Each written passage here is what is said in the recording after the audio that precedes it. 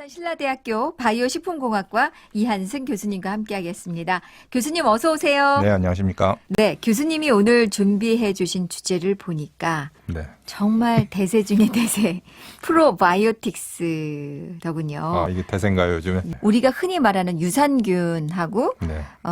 프로바이오틱스 어떻게 다른 거죠? 뭐 유산균하고 프로바이오틱스를 거의 같은 것으로 생각하시는 분들이 사실 참 많습니다. 네. 근데 유산균은 미생물학적으로만 보면 유산균은 미생물이 포도당을 먹어서 유산, 이게 우리 이제 우리말로 젖산인데요. 젖산, 네. 젖산을 생산하면은 그걸 우리가 유산균이라고 부릅니다. 네. 근데 프로바이오틱스는 이 녀석이 뭘 생산하느냐하고는 사실 큰 상관이 없고요. 우리 건강에 도움이 되냐 안 되느냐만 따지는 개념입니다. 그래서 이 프로바이오틱스라는 뭐 개념은 1950년대서부터 나왔지만 사실 실제로 이게 사람들 사이에서 이렇게 화제가 된 건 한 1990년대 이후거든요. 네. 근데 이 정의가 적정량 섭취하였을 때 이게 동물이든 사람이건 어떤 숙주의 건강 유지에 기여할 수 있는 살아있는 미생물을 프로바이오틱스라고 그래요. 그러니까 네. 두 가지 중요한 단어가 사실은 건강 유지에 기여를 해야 된다는 거하고 네. 그리고 살아있는 미생물이어야 된다는 겁니다. 이 두 가지 조건을 만족하면 우리가 젖산을 생산하든 안 하든 프로바이오틱스라고 부를 수 있습니다. 네. 그러면은 유산균이라고 전부 프로바이오틱스라고 볼 수 없는 건가요? 그렇습니다. 사실은 유산균하고 프로바이오틱스는 같은 개념이라고 보기는 어렵고요. 네. 현재까지 알려져 있는 프로바이오틱스의 대부분이 유산균이기 때문에 그렇다. 이 정도 보시면 될 것 같습니다. 그렇기 때문에 맞습니다. 유산균을 찾더라도 새로운 유산균을 찾았다고 하더라도 예를 들어 뭐 김치나 이런 데서 많이 찾고 있거든요, 사람들이. 네. 근데 이게 진짜 우리 건강 유지에 도움이 되느냐라는 증거를 봐야 되는 거죠. 네. 근데 일단 건강 유지에 도움이 되려고 한다면 우리 몸속에서 이렇게 이제 면역 작용이 굉장히 활발하게 일어나는 곳이 장이거든요. 소장이나 대장인데 여기까지 죽지 않고 살아서 가야 되는 문제가 있어요. 그래서 네. 장까지 살아서 가고 그리고 장에서 정착하면서 살 수 있는 능력. 이게 이제 프로바이오틱스의 가장 기본적인 능력이 되겠죠. 그래서 그런지 장까지 살아가는 유산균이라든지 뭐 어떤 캡슐에 넣어서 또 코팅까지 해서 장까지 도달한다. 뭐 네. 이런 광고들이 참 많더라고요. 그렇습니다.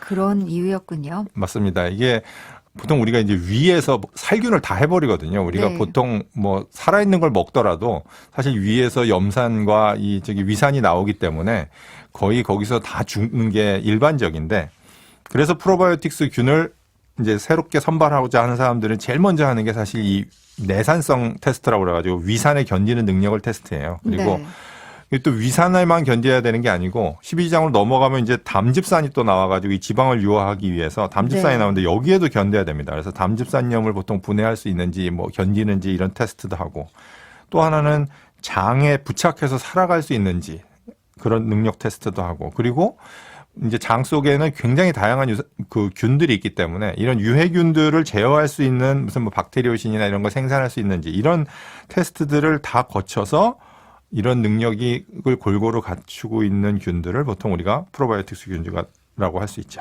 그런데 이런 프로바이오틱스에는 유산균 말고 또 어떤 균들이 있어요? 보통 우리가 이제 건강기능식품으로 인정되는 원료를 고시형 원료랑 뭐 개별 인정형 원료라고 보통 이렇게 나눕니다. 이게 고시형이라는 거는 그냥 정해져 있는 이 균들은 다 유익하다라고 정해져 있는 균들인데 이 고시형 균주가 우리나라에 지금 19종이 있거든요. 근데 이 중에서 15종이 사실은 유산균입니다. 그래서 뭐 아마 균 이름을 다 외우시는 분들은 없겠지만 균 이름 앞에 락토 뭐 어쩌고 이렇게 붙어 있으면 대부분 네. 그런 것도 유산균들이고요. 아. 그거 말고도 이제 락토가 안 붙어도 뭐 엔테로코커스, 스트랩토코커스 같은 이런 유산균들이 있습니다. 하지만 이제 유산균 아닌 걸로 유명한 거는 사실 우리가 비피더스균이라고 보통 부르는. 네. 그래서 요즘 이제 예전에 이름이 그랬다. 요즘에 이제 비피도 박테리움으로 바뀌었는데 이런 네. 것들 한 4종류가 지금 이제 유산균이 아닌 프로바이오틱스로 알려져 있습니다. 비피더스균은 유산균인 줄 알았는데 유산균이 아니었군요. 그렇습니다. 사실 네. 많은 분들이 착각하시는 건데요. 예. 이건 사실 미생물학적으로 그렇다는 겁니다. 그러니까 비피더스균은 유산을 생산하지 않습니다. 근데 태아가 초유를 먹거나 이러면 비피더스균이 장내에서 거의 90% 가까이 확 증가하거든요. 그래서 네. 얘네들이 면역 능력 향상에 도움이 되고 굉장히 좋은 역할을 한다고 알려져 있는데 이게 이제 성인이 될수록 이제 점점 감소하는 유익한 균입니다. 하지만 유산균은 아니지만 우리 몸속에는 굉장히 유익한 균이죠. 그런데 최근에 장 내에 있는 미생물의 숫자가 인체 세포의 10배에 달한다는 이야기도 있던데 네. 이렇게 알려진 균 외에도 유익한 균들이 더 많이 있지 않을까 싶네요. 그렇습니다. 새로운 균들을 그래서 이제 프로바이오틱스 균들을 좀 찾자라는 연구들을 굉장히 많이 하고 있는데요. 우리가 사실 실제로 키울 수 있는 균은 전체 균 중에 한 10%밖에 안 되고 아직도 인간들이 못 키우는 균들이 많이 있습니다. 네. 근데 최근에 이걸 이제 DNA 분석이나 이런 걸 통해서 많이 발견하고 있거든요. 그래서 현재까지 프로바이오틱스로 인정된 균은 사실 우리가 오랫동안 이렇게 먹어왔던 뭐 김치나 요거트나 이런 데 있는 균들이 대부분이에요.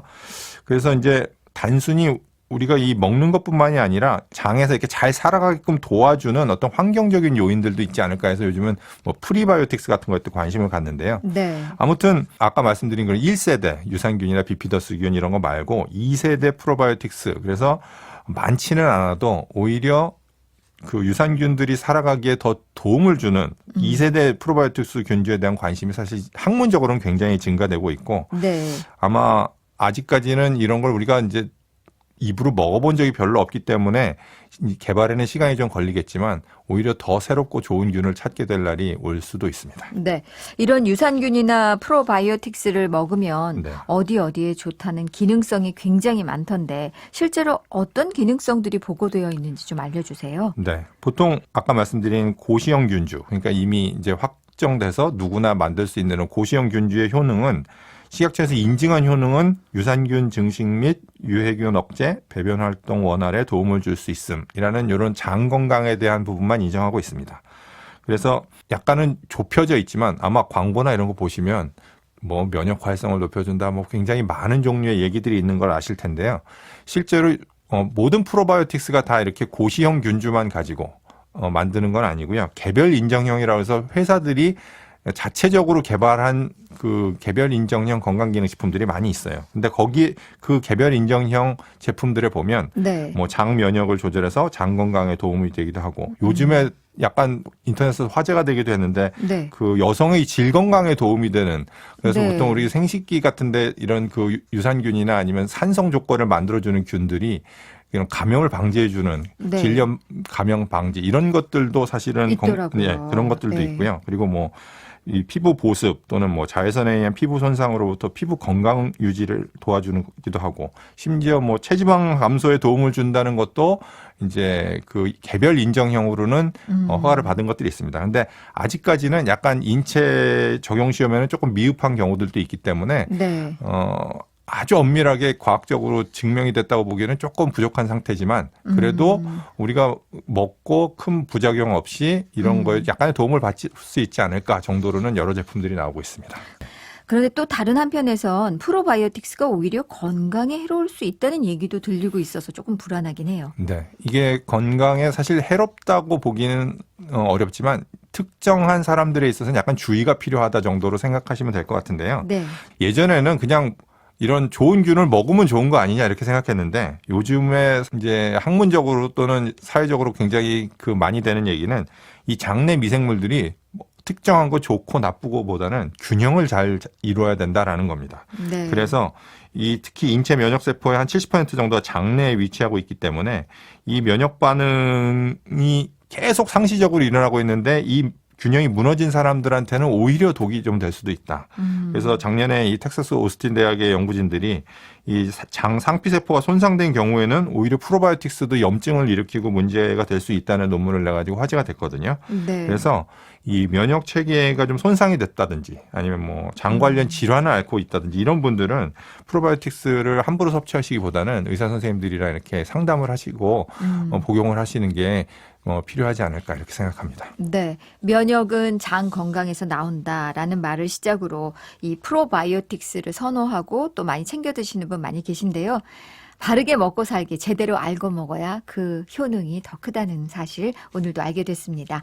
자, 오늘도 부산 신라대학교 바이오식품공학과 이한승 교수님과 함께했습니다. 말씀 고맙습니다. 네, 감사합니다.